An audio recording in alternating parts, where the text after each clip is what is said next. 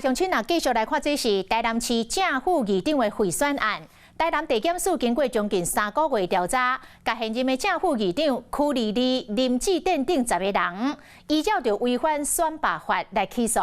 另外，从收押1个月外，民进党的前中执委郭在钦、议员李文俊，也有无党籍的议员黄丽娇。 台南市区议会理事长林树杰等6个被告，昨暝法官裁定以50万到300万来交保。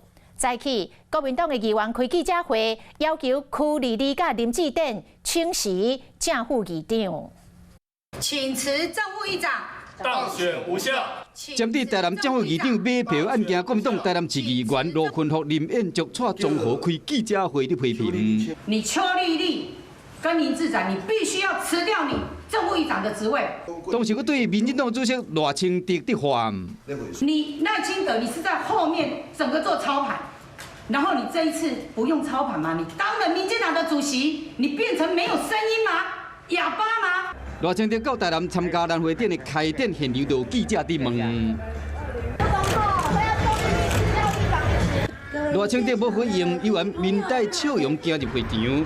111年底，台湾政府议长买票案件，检方经过将近3个月调查，为监听内容中发现，民进党前中执委郭在钦甲议长邱丽丽的对话。郭在钦捌讲到，选议长当然要有金主关键的票，差不多2-3票尔，咱就一票一票来用。市议员3年前参选爱开3000万，我看咱就爱开上亿的。除了2个人这段谈话内容，佮调查出相关的事情，检方因此将现任的正副议长邱丽丽、林志典等10个人依照违反选罢法起诉。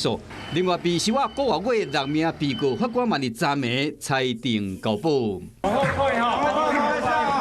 真个记者伫等6个行出法院，拢伫亲戚朋友陪同下，无讲话就赶紧离开。其中被认为相关嘅郭在钦上车前，伊是安尼讲的。几名涉案的被告，民进党前中执委郭在钦300万交保，台南区议会理事长林树杰200万交保，无党籍2名台南市议员李文俊、黄丽娇拢是100万块交保。另外2位关系人杨志强甲黄怡平分别是200万块到50万块交保。均经检察官于侦查时讯问相关证人及被告完毕，且已调查诸多书证物证在卷。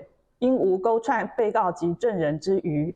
针对被要求辞职，议长邱丽丽发声明稿，再次强调讲伊无买票，希望法官速审速决，同时反击国民党干扰司法。